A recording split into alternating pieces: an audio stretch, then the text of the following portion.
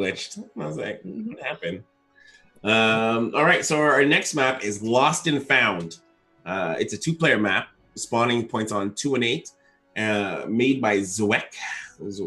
And here's the official description. This map has choke points and attack paths with varied sides and widths. Using the appropriate ones at the right time can be critical.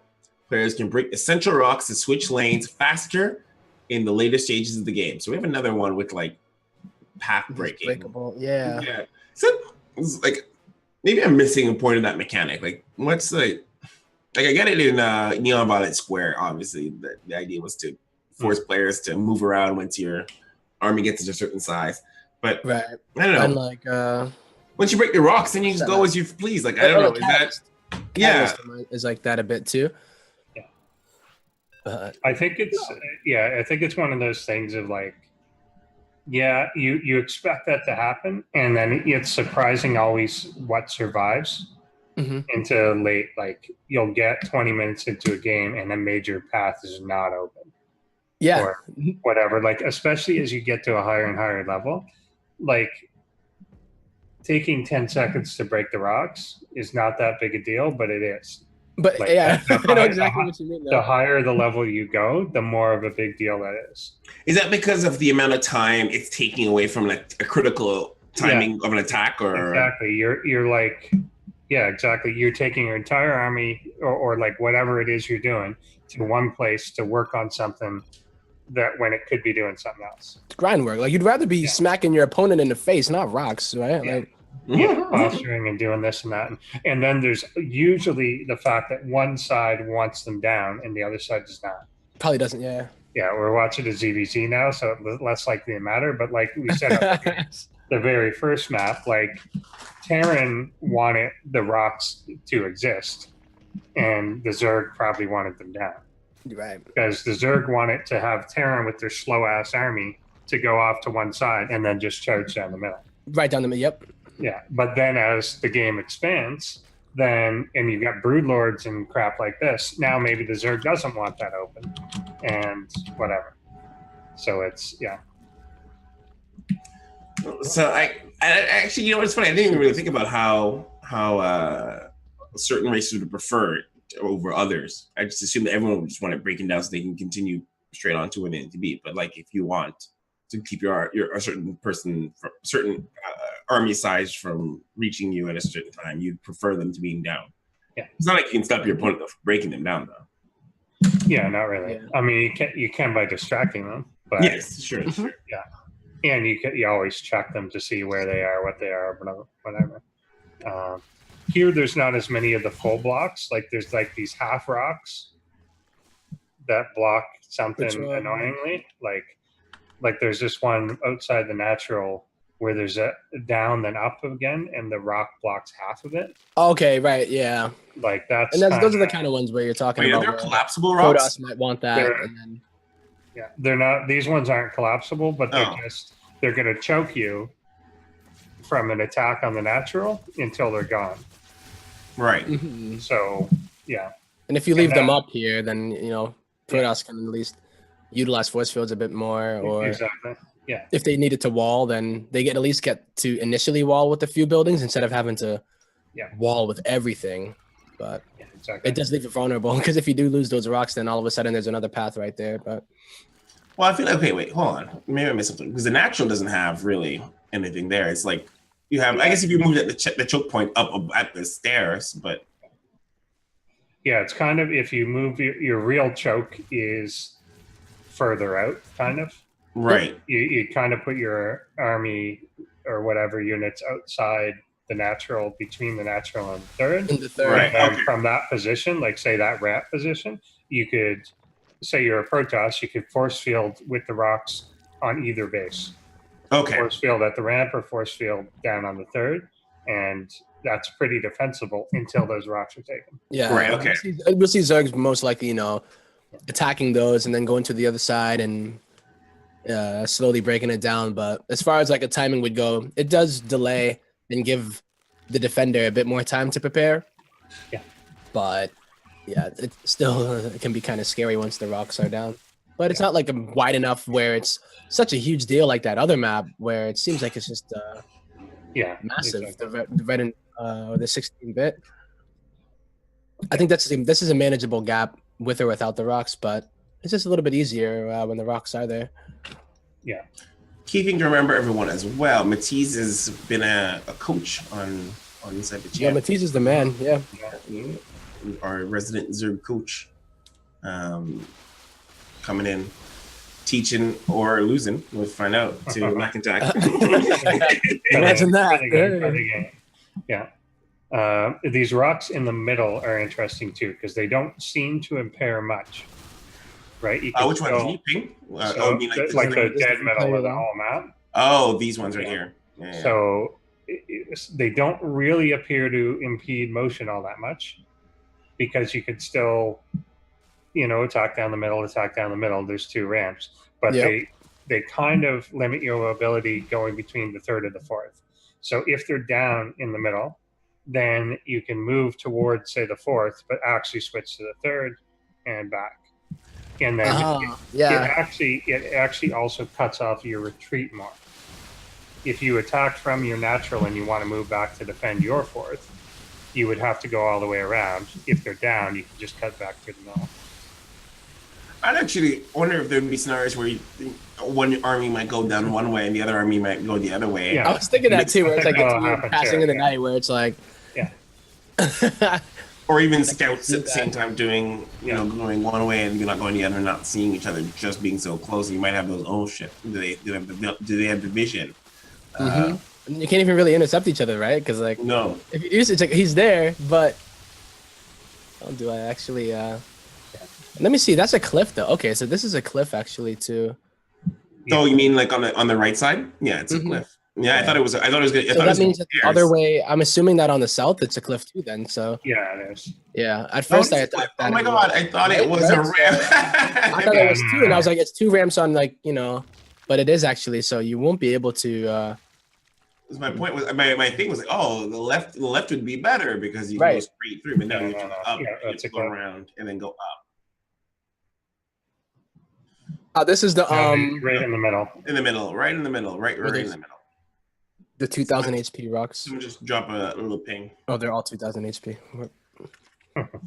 It's a little deceptive how it's drawn there, but yeah, exactly. But now that I noticed that this is not a ramp, now what you said, Enderwood, makes a lot more sense because you can change up where you're going if you rocks because if the scout sees you enter there, you may change your mind. You'd be exactly. They may otherwise you would they'll know that it's a long way around to the other. That's a big difference if you're trying to hit the 4th. That'd be interesting too if you have this moment where both armies are in this little pocket and they break down the rocks, kind of to get to each other. Let's give if you have to break down the rocks, you're going to see which army is going to be the one to want to end break the rocks and then engage after the rocks have been broken. Yeah, I think we'll see different situations where it won't always be like the Protoss, or it won't always be whoever, but. Yeah, this would be a really interesting one to use that mechanic where there's a Zelnaga tower in the rocks that only activates. Yeah. Like that would be cool to. What's that mechanic? I don't think I'm familiar with that one. They had a Zelnaga tower with rocks on it, and you had to kill the rocks before you could activate the tower. So it could only be used later in the game. So in this one, basically you'd have vision of the middle, and that's it. But you could see the movement through it. That would be kind of cool. I like that. So how do we feel about drops happening in this? You could do a bit. I think the mains are going to be open from the back for a while because you're not going to get this 5th base for a bit. So I think you can always too. There's at least a bit of airspace here. Yeah. Third you could drop or just straight run into. Yeah, I think there's good run by potential or run into potential. Yeah, I think we passed it too because I think Matisse did a little run by into And they're kind of doing that constantly here with the burrowed roaches. Just do a little skip back. See what he does with the burrowed. Because I think that's what you get a lot of like run bys. You're gonna get a little bit of like run bys. I think are going to be very common. I feel like run bys because it's it's a very straight shot, straight up the ramp, right into the main. You get there. Yep. Yeah. And that in the main. Say that other bases like you just have a lot of options here. Like once you get to this crossroad, it's literally 3 bases. Whether you go in, and then if say you want to come from the other side where the rocks are by the 3rd, you can come that way. So I like what Matisse did here. He burrowed and he I think he's playing it up like a little run by. Yes, yeah, he has like literally just. It's a little cute run by. I think it's a little cute run by. You just you split it up and then there you are. You're right there in the main. Easy peasy. Yeah, that's very close bases on this one. Yeah, and you can see this length into the game. Neither of them feels comfortable getting a 5th yet. Right. I think it's a little bit harder to. I mean, it doesn't. Why do you think it's a little bit harder? It looks like I know it looks like it's there, and it looks like it should be fairly defensible, but I don't know. I think the speed up the little side alley, or being attacked from the bottom, the low ground on the bottom is just a little more it's so far away from where your 3rd is. Mm-hmm. I mean, the thing is, you have these 4 bases that are so tucked in really neatly and nicely, and then the next one, which is a 4th usually should be, I guess, or a 5th rather should be, but Yeah, so I'm looking at this 5th, and I'm like, this 5th looks kind of safe. It feels close. I think the top one does seem pretty tucked in, though. I think that's because it looks tucked in, but when you mentioned that it's pretty safe. The 3rd, it kind of does. It's just a distance. It's just a sheer distance between the 2. Yeah, but it does seem nice. I mean, when I look at it now, you're right. Oh my God, those poor lurkers.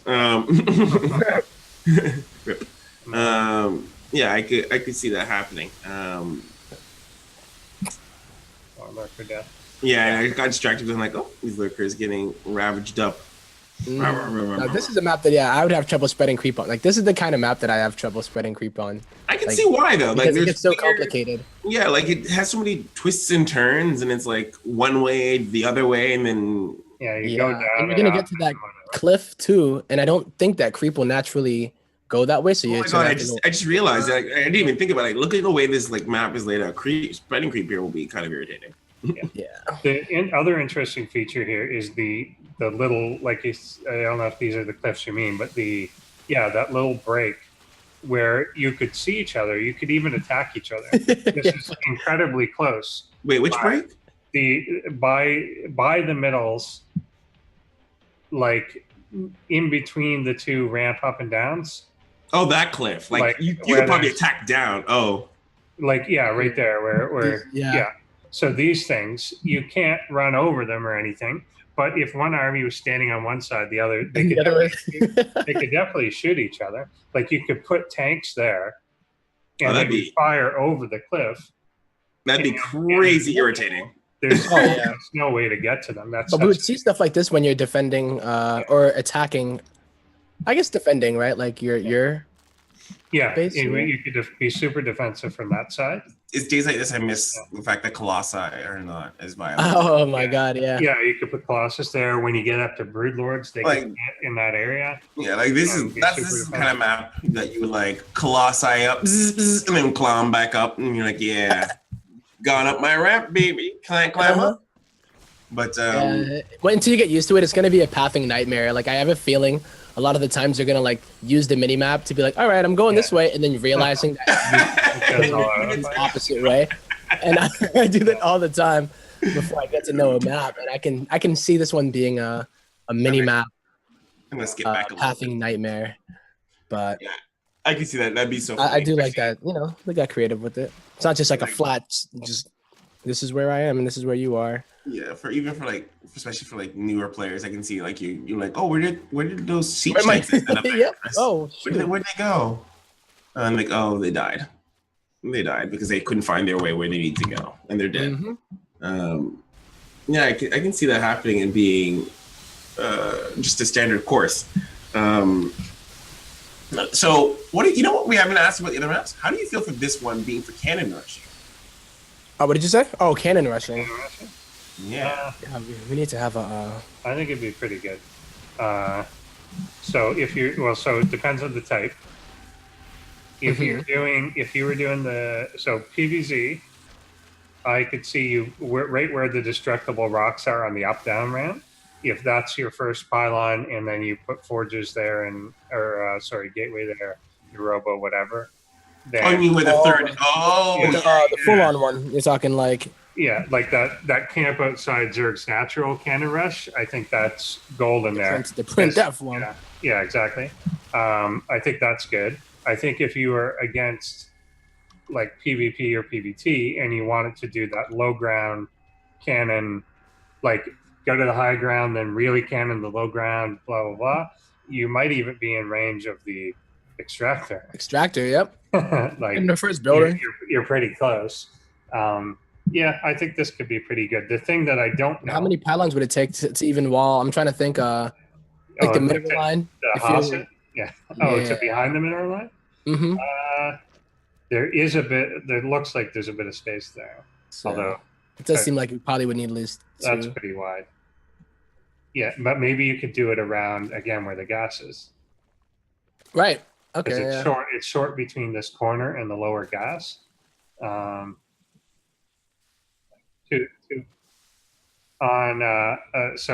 the top. So say that you're on the top right side of the map. The lower gas on that main base is only like 2 pylons with cannon between, or like cover between the extractor and the wall. Mm-hmm. And you could probably close it off there with, I don't know, but it's more of a 4 pylon thing instead of 3. I'm not a cannon rush expert. But you could do something there, and you could do something in the corner. I don't know. I think you can figure it out. I don't know what the rush distance time though is. Right. From one main here down through this whole center part and down up and back around, that looks pretty long. Yeah. But I don't know. I think, yeah, but it's probably fine. Okay, so it's got a little Cloud Kingdom vibe to it. Like, let's have the verdict. Not a rock sword. Could you see yourself playing on this map, and can you see pro players playing on this map? Yes, to both. I think on this one, I think it's pretty normal. It's got a few interesting features to it, but I think this is pretty normal. And I think this is the type of map that does, if you want to, you can finish it on probably 4 base, but if it goes to late game, you can just cut this map in half. And I think it's not as... It feels versatile. Yeah, it doesn't seem as polarizing, like, you know what I mean? Exactly. Like when you look... like I said, I think once you get used to the path... yeah, I mean, like, you take one look at Dreamcatcher and you can immediately say, like, nope, or like, hell yeah, but... Yeah. And it's not, I think this one's more like, okay. Yeah, compared to 16-bit, you're not, like, guaranteed 7 bases, but you're you're gonna get your 3 and 4, okay? So yeah, no, I think we will. Want to be self-temper? Was it? What do you think? Yeah, I think it is definitely more tame than the other ones.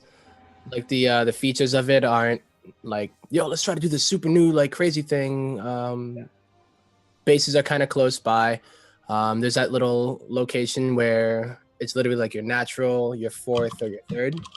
And like the fact that there are rocks by each of the bases means that there's not a lot of like crazy amount of space until those rocks are down, as far as walling and defending. So it adds a little bit of a cool dynamic there, and at least allow you to secure your 3rd a bit easier.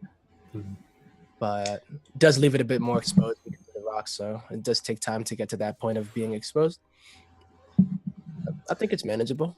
You see any GC players using it? I would say so, yeah.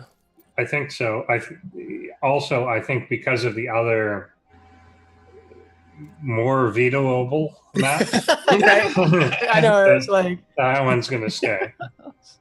Yeah.